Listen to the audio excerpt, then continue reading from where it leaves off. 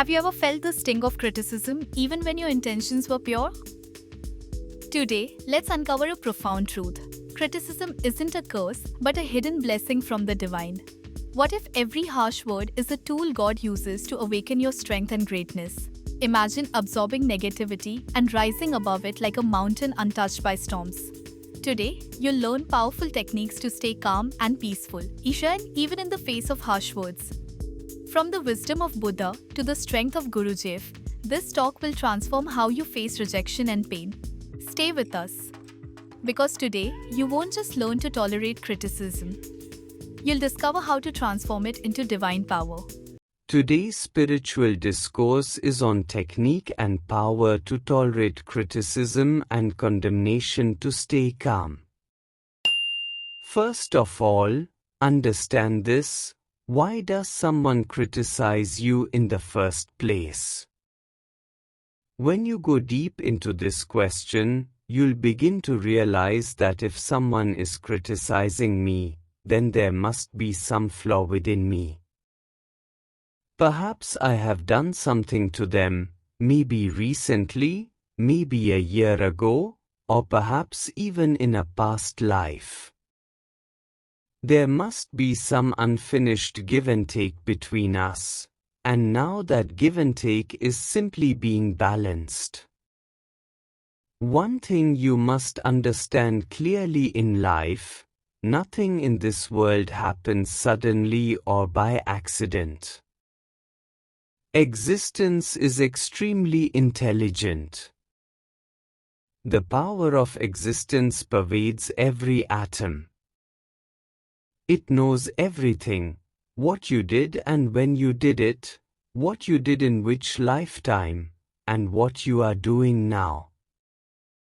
You yourself may not know, because you are not in contact with your inner self. You live in surface-level contact only. That's why you don't even truly know yourself. Just observe. Even husband and wife live together for 50 or 60 years, and yet they often don't really know each other. They talk, eat meals, wear new clothes, but there is no true knowledge of each other's soul. This means they haven't understood one another in depth. In the same way, we don't understand our own selves either. When someone criticizes us, we immediately start speaking ill of them. But pause for a moment and look within. Has someone really criticized you without a reason? At some point, surely you must have done something to them, though you may not remember it. That's because no one can truly see their own face. We only remember the face and faults of others. We forget what we ourselves have done. Maybe outwardly you behaved well, but what was your inner attitude toward them? It is your inner attitude, your silent impression toward someone, that often compels the other person to criticize or condemn you. If you go deep into your own mind, you'll gain full awareness of this. If you go into the depths of meditation, this realization will come even more quickly. But if you only think from your mind, you will keep pointing out others' faults, and never become aware of your own. This is the law of the world. We cannot see ourselves. We have no awareness of the witness that resides within us. Yes, we know the scene, what's happening outside, but not the seer, the witness inside. Until you gain knowledge of this witness, until you become one with it, you will never understand why someone criticized or condemned you. Now take the second perspective. If someone criticizes or condemns you, understand it like this: they've come to offer you a sweet, like a laddu. Don't accept it. Give no value to their criticism or contempt. If you refuse to take the sweet they've brought, they'll be troubled and will take it back. Every time they return, if you continue not to react, not to respond, it means you've not accepted their insult. But the moment you react, the moment you reply, it means you've accepted it. This is what I want to plant in your heart. If someone criticizes or condemns you, don't respond. Just endure it. By enduring it, you will gain inner strength, you will become firmer, more resilient, more powerful. Think of it like this: you have a football in your hand and you throw it against a wall. The wall absorbs the energy of the football's impact, and then the ball bounces back with the same force. The energy the football carried was absorbed by the wall. In the same way, when someone insults or condemns you, they bring with them a certain energy. Absorb that energy within you, and I'll tell you later how to absorb it, but once you do, they will become powerless. Again they may come and condemn you, again absorb their energy. Gradually, you will see, you are becoming stronger and they are becoming weaker. They'll begin to feel that their words no longer affect you. Eventually, they'll stop criticizing you. And what you'll find is that your compassion and passion will increase from that very criticism.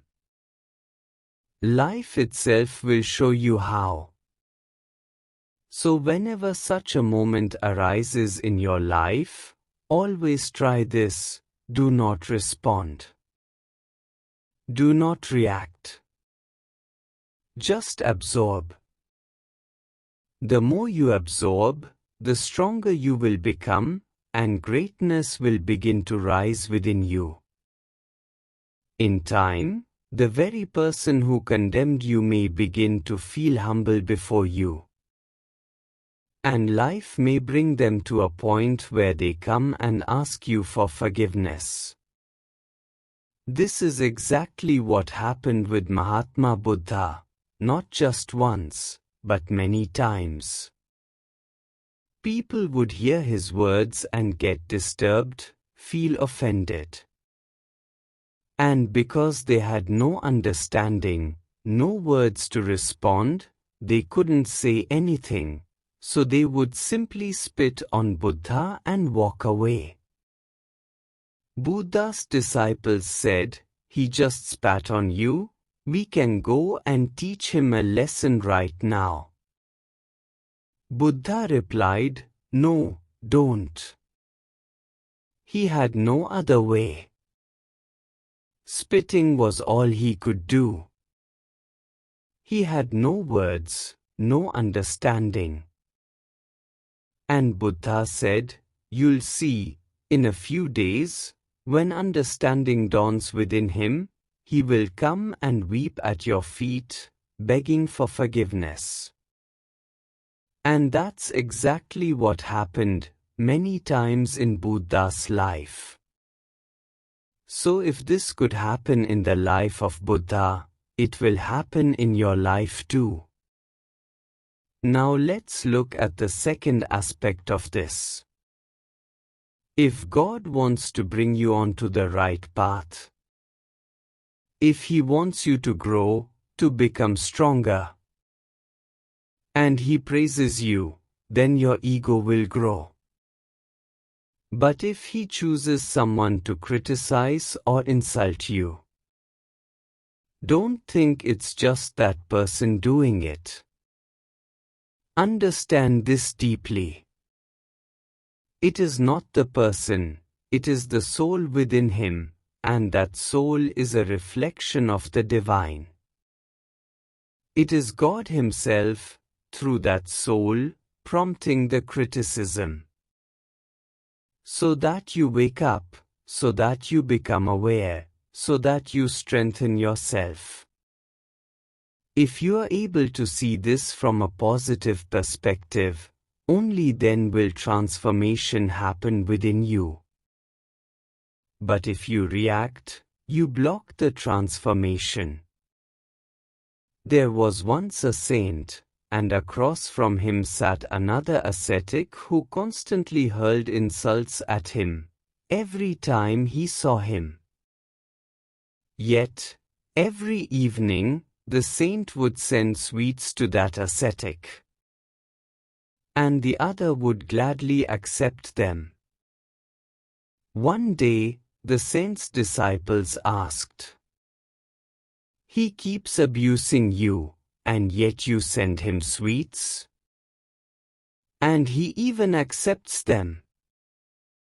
The saint replied, "Brother, he is expending so much of his own energy to insult me. He abuses me, and I silently bear it, and by doing so, I become stronger. Do you see how much he's helping me? How else would I become strong? You all keep praising me, and that only inflates my ego. But it doesn't give me any real inner strength, in fact, it drains me. He, on the other hand, gives me energy by his insults, and I absorb it. That's why he deserves sweets. And you'll see, when his strength is exhausted, he too will fall at my feet. Because he gave me his energy, and I absorbed it. I became twice as powerful. He empowered me. So the essence of what I'm saying is this. Never react to insult or criticism. Just absorb it. The more you absorb, the more strength grows within you. And in time, those very critics may come and bow before your strength. You all must have heard the name of Gurujief, a great philosopher of his time. When he was around 7 or 8 years old, his father became seriously ill and was near death. His father hadn't gathered wealth in his life, but he had gathered profound wisdom. Now, he couldn't pass on that wisdom to a young child directly. So, he wrote something down on a piece of paper, sealed it in an envelope, and gave it to the boy saying, "When you turn 18 or older, open this letter, read it, and live by it sincerely, you will become a great man." The boy kept that paper and forgot about it. Years later, when he was about 18 or 20, he found the paper in an old cupboard. There wasn't much written on it, just a single, powerful message. In life, many situations will arise that will make you angry. People will insult you, criticize you, humiliate you. And you will feel the urge to react. You are young, full of energy, and will want to respond immediately. But my advice is this: make it a rule that you will not respond for 24 hours. Whatever insult or humiliation you face, answer it only after 24 hours, not in that moment. Later in life, Gurujief wrote in his books, In my 50 years of experience, whenever anyone insulted me, I spent the night reflecting on it. Yes, anger would arise in me too, but as I reflected, it became clear to me within those 24 hours that it really wasn't their fault. I had done something, perhaps unknowingly, that hurt their ego. And that person was not mentally evolved enough to handle it maturely. So they reacted with criticism or insult. When I truly understood this, I realized they had no other way. Insult was the only outlet they had. Some people expressed it with anger, some with scorn, but in every incident, I took full responsibility. I realized the fault was always mine. When you begin to see every situation this way, you begin to look deep within your own soul and discover your own shortcomings. After all, it's only when there is some flaw in us that someone gets hurt, that someone criticizes us. Gurujief wrote, I refined myself so much that I became a person worthy of reverence in the eyes of others. Not by blaming them, but by recognizing that the flaw was always within me. Now imagine, someone comes and insults or criticizes you. If you think deeply, you'll see that person simply doesn't have the intellectual maturity to handle the situation any other way. He has no other path. And if you react to him, it means you are no better, it means you are just as foolish as he is. If he lacks wisdom and you still react, you too have not acted wisely. So the real message here is, treat criticism and insult as medicine.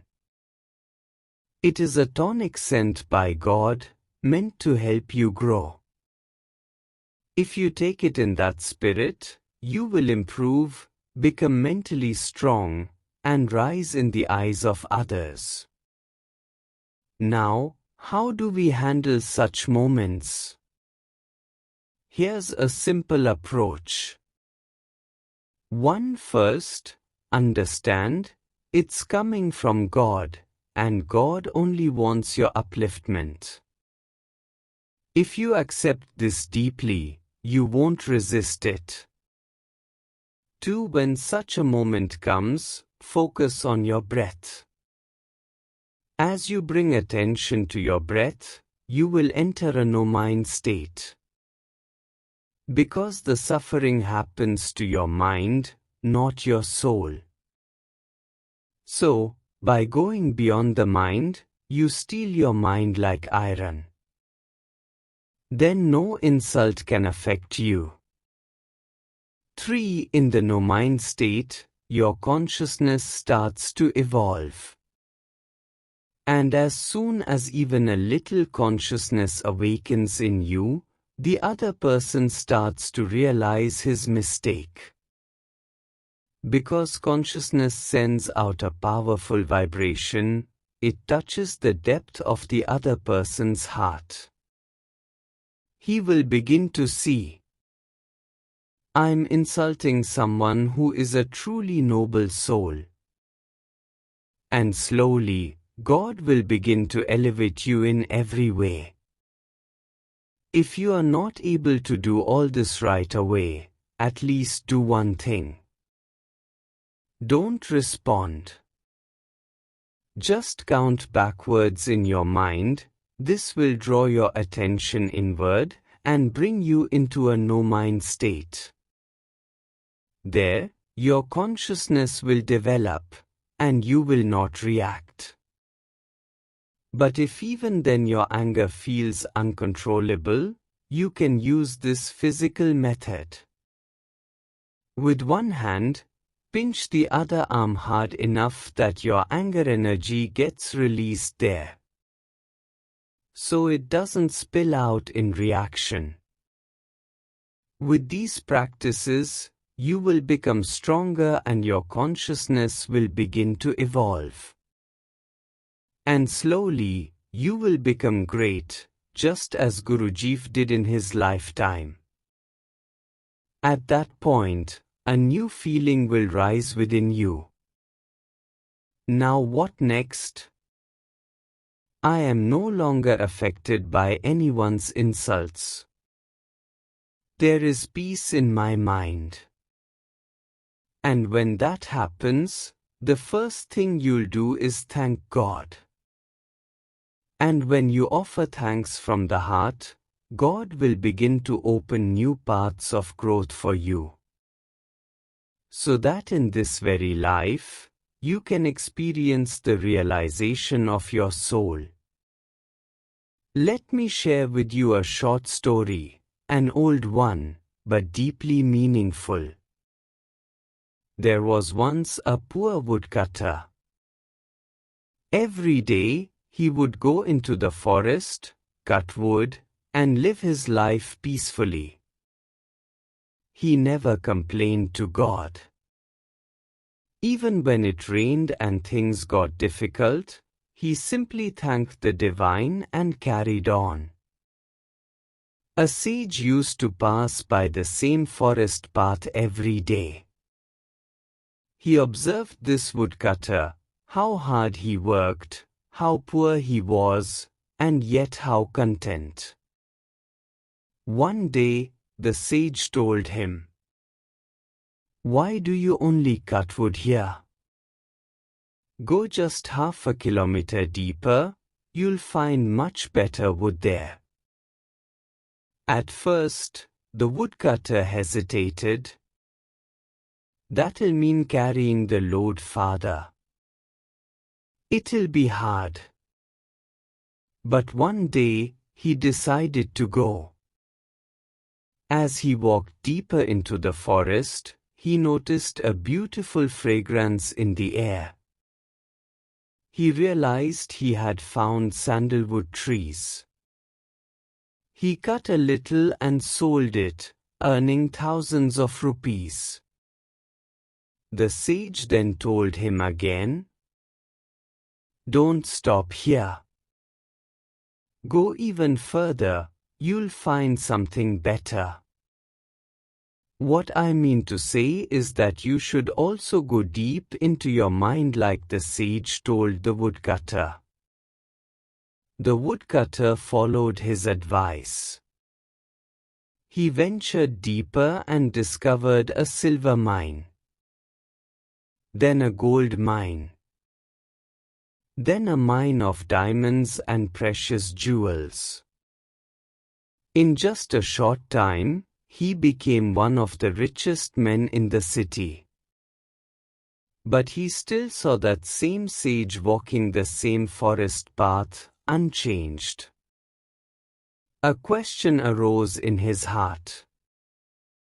If this sage knew all of this, why is he still living in poverty, in silence?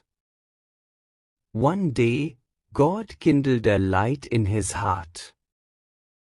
The now wealthy man followed the sage deep into the jungle, where the sage entered a small hut and sat down for meditation.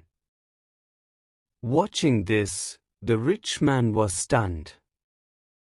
He knew everything, and yet chose this simple life. That must mean there is something even more valuable than gold, diamonds, or riches. Something this sage is trying to attain. The divine performed a miracle in the heart of that man. He left everything behind, all the riches, all the luxury, and began his own journey in search of God. The point is, it all began with discomfort, rejection, even hardship. God always has a plan, a divine direction for your life. He knows where He wants to take you, how high He wants to lift you. Just as He led the woodcutter to self-realization, He can do the same for you. So never assume that what's happening to you is wrong. God never does wrong. It's just that we don't understand, and we lack trust in His process. Place complete faith in God. Whatever He does will always be for your good. He will give you what the entire world is yearning for. Let me end this discourse with another short story. Guru Nanak Sahib once went to a village where the people welcomed him with great devotion and served him wholeheartedly. When he was about to leave, they offered him gold, silver, diamonds, and jewels in such abundance that it felt as if it were raining treasures. He then continued on his journey with his two disciples, Bala and Mardana. As they walked, night fell. Even then, they could hear some sounds coming from behind. Guru Nanak felt that perhaps what he had given earlier was not enough, so he again showered more gold and silver as he walked. As they moved ahead and it was now midnight, they still heard footsteps and sounds behind them. Guru Nanak stopped and asked his disciples about it. They replied, "There's a gentleman coming from behind who also received everything you gave, abundantly, but he threw it all away and is still following you." Guru Nanak waited for him and asked, "Brother, what do you want?" The man replied, "I want nothing. Just show me the source, the fountain, from where all this is coming. Let me see that divine one from whom you receive all this. I want to meet him, so I too may become one with him and share this true wealth with the world." The man fell at Guru Nanak's feet and accepted him as his Guru. So if in life you seek the light of God, then God will make you like Himself. There is nothing greater in this world than that. Know this, criticism and rejection are God's tools. They are His divine ornaments meant to guide you. They are not punishments, they are gifts.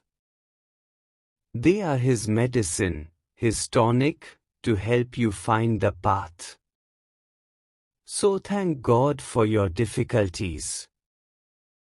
They are not pain, they are divine remedies.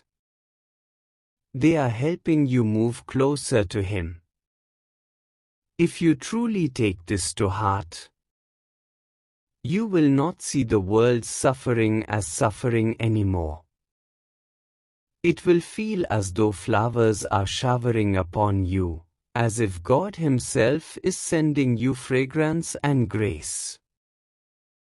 Begin to accept criticism and insult as Amrit, divine nectar. And once you do that, what is left to feel hurt about?